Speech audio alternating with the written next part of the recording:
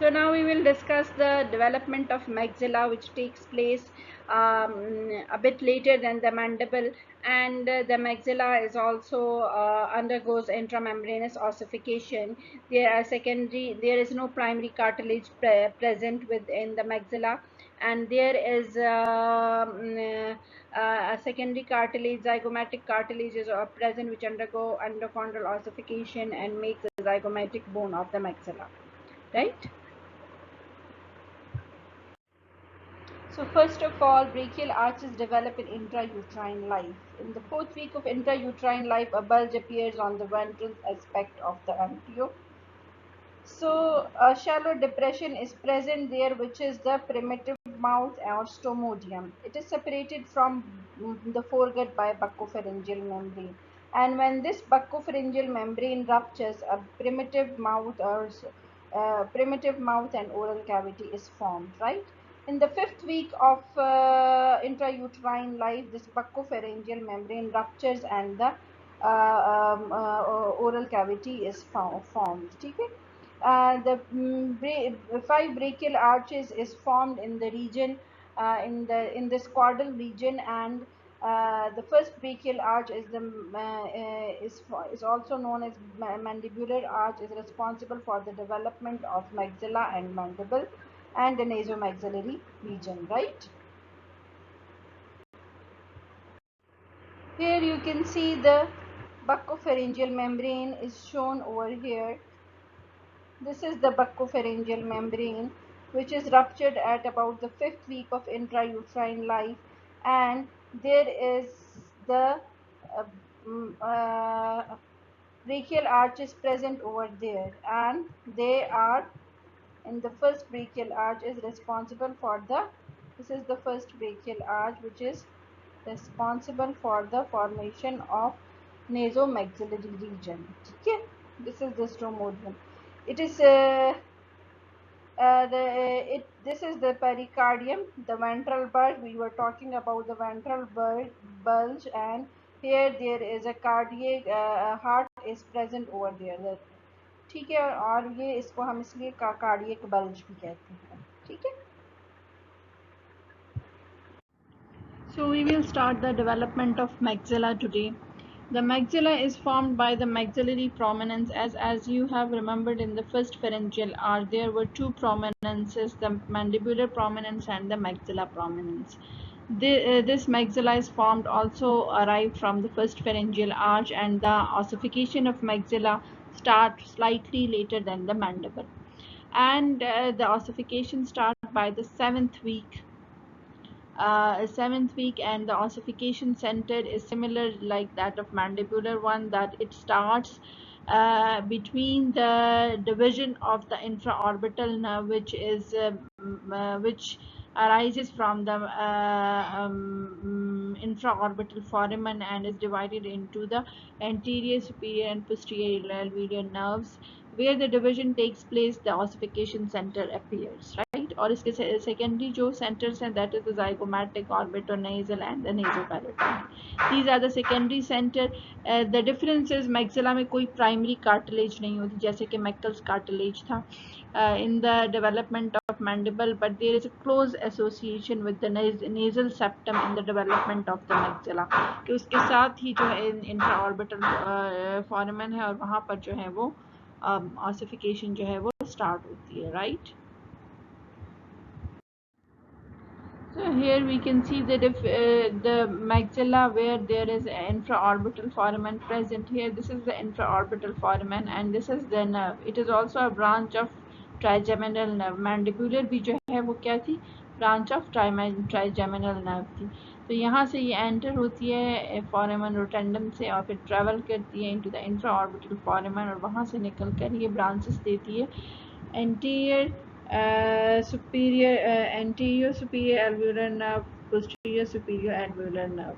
यहाँ पर ossification center जो है वो यहाँ पर appear होता है, और bone formation spreads below the orbit towards the developing zygoma, and it spreads anteriorly to form the future incisor region and superiorly to form the frontal bone of the maxillary process. So here the ossification spreads anteriorly, posteriorly, and superiorly, right? So this was about the maxilla. The postnatal growth of the maxilla takes place by sutural growth and the bone displacement. So thank you for watching me, for listening to this lecture. And now this is the assignment time. You have to write about the common features that is present in the development of maxilla and mandible. Number 1, ठीक है, ये आपका 3 marks का question, sorry 4 marks का question होगा, ठीक है। आपने क्या लिखना है, what are the common features you have observed in the maxilla, in the development of maxilla and mandible. Then the second question is of 6 marks, that is you have to write the role of Meckel's cartilage in the development of mandible. Okay, that's it. And don't waste your time. Be on time in your assignments, and you have got less time for your exam. And if you, the time will not wait for you. So do study, and these are the small assignments. You can do it in half an hour, and you can send it to me. Okay, there is no excuse for your assignment. Attendance में mark करती हूँ और वो हर week जो है SS चली जाती हैं, ठीक है। I can not change it later on, ठीक है। तो आप लोग अपनी जो है असाइनमेंट्स करके मुझे इन टाइम सबमिट कराएं। Okay, see you then in the next week. So the process of ossification is intramembranous here, and intramembranous में क्या होता है कि ऑस्टियोब्लास्ट डिफरेंशिएट कर जाते हैं और फिर वो बोन बनाते हैं, ठीक है।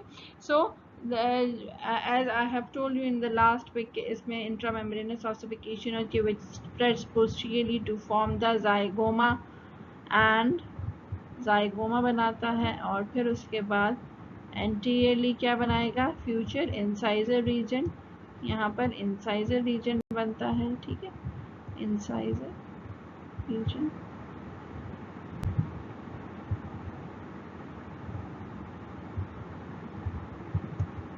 और सुपीरियरली क्या बनाएगा, frontal bone of the maxillary process. These are the structures which is formed by the ossification of the ossification of from the ossification center where the intraorbital nerve arises, right? Division of the from the division of the intraorbital nerve, right? So just like the mandibular nerve, a bony trough is also formed in the maxilla for the intraorbital nerve, right? For the infraorbital nerve, the bony trough is formed and which extends downward. The ossification extends downward, and they form the lateral plate of the, क्या बनाएगा यहाँ पर, lateral plates of the tooth gem, ठीक है, जहाँ पर tooth gem में आके वहाँ पर लेटरल प्लेट्स बनाते हैं बोनी क्रिप्ट्स के, ठीक है। And the ossification spreads in the palatine process. Palatine process पे जहाँ पे पैलेटाइन शेल्स, हमारी सेकेंडरी पैलेटाइन शेल्स प्रेजेंट होती हैं, वहाँ पर ये ऑसिफिकेशन जो है और प्रोसीड करती है, और वहाँ पर जाकर ये सेकेंडरी पैलेटाइन शेल्स जो हैं वो फिर fuse हो जाते हैं when the tongue is moved forward. The palatine shelves remain separated from each other by the tongue, और tongue जब form हो जाती है, the tongue move forward and the palatine shelves get the space to fuse together, ठीक है। And the medial plates also developed by the junction of medial plates of the alveolar alveolar bony crypt are formed by the junction of this palatal process, ठीक है। And these lateral alveolar plates join with the medial alveolar plates, and they form the bony crypt where the tooth gem of the developing tooth gem resides, and they erupt when the eruption timing comes, ठीक है।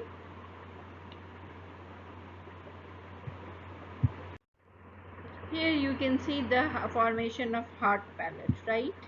You can see these secondary palates, these are the secondary palates, and this is the primary palate in which the incisors develop, Later on, incisors develop, and it is formed by the medial nasal prominence.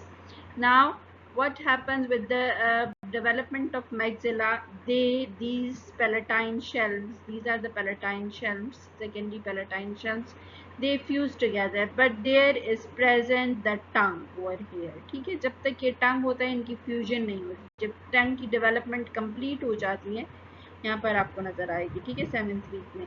और tongue, it moves forward, then it becomes separated, or the secondary palate become fused together. ठीक है, this is secondary fused together and the secondary palate is formed. Understand? So a secondary cartilage known as zygomatic cartilage also contribute to the development of maxilla. It appears for a short time and undergoes endochondral ossification, and this zygomatic cartilage is then converted into the zygomatic bone. The frontal process which is developed in the maxilla is well marked on the maxilla at the time of birth. The body of the maxilla is small at birth, and it also contains the alveolar processes in the oral cavity in the upper jaw, and it does not the sinus, maxillary sinus, is not well developed. It is only a shallow groove which is present at the time of birth, and with the passage of time, the as the maxilla grows through sutural growth होती है उसमें. ठीक है, sutural growth because the maxilla is connected to the cranium by a number of sutures like frontal suture है. There is zygomaticotemporal suture, palatine sutures हैं जो कि maxilla को cranium से connect करते हैं, और इस sutural growth की वजह से जो है the maxilla grows in height and width, and with the passage of time the sinus also grows, and it becomes pyramidal in shape and makes the head of the cranium lighter in weight. The skull becomes lighter in weight, and it has also other functions like it is a shock absorber, and it provide resonance to the voice. ठीक है, so sinus is formed in the 16th week of intrauterine life as a shallow groove, and at the sinus and at birth the sinus is rudimentary in structure. At birth, if you have ever feel the head of the baby, it is a bit heavier as compared to the body of the baby, and as the individual, as the baby grows bigger, and these sutural growth continues, and the maxillary sinus also develop, and the head becomes lighter in weight, the skull becomes lighter in weight. Okay, so the development of temporomandibular joint. Temporomandibular joint is a joint between the two bones that is formed by the intramembranous ossification. That is the temporal bone and the ramus of the mandible. Before the condylar cartilage forms, this is the condylar cartilage. Before it is formed, a thin band of mesenchymal tissue exists between the developing ramus and the temporal bone. Okay, there is a thin band of mesenchymal tissue present. So this thin band of undifferentiated mesenchymal cells is reduced by the formation of this condylar cartilage, and soon the joint cavity is formed, and this thin band of the mesenchymal tissue become a thin band, become reduced in width, and they form the and reduced in width, and it forms the disc of the temporomandibular joint. Here it is formed the thin band of the thin strip of these mesenchymal cells form the articular disc of this temporomandibular joint, and this is the cartilage, and this is the superior cavity, and this is the inferior cavity of the joint, right? So this is how the temporomandibular joint is formed. So here you can see it is the articulation between two bones. Condylar cartilage is formed Before the condylar cartilage is formed, a broad band of undifferentiated mesenchymal cells exists between the developing ramus and the tympanic bone, जो मैंने आपको picture में show किया हुआ है, ठीक है. With the formation of cartilage, condylar cartilage, this band is rapidly reduced in width, and this strip then and the mesenchymal adjacent to this strip break down to form a joint cavity, the superior joint cavity, and the strip becomes the articular disc of the temporomandibular joint. Understand?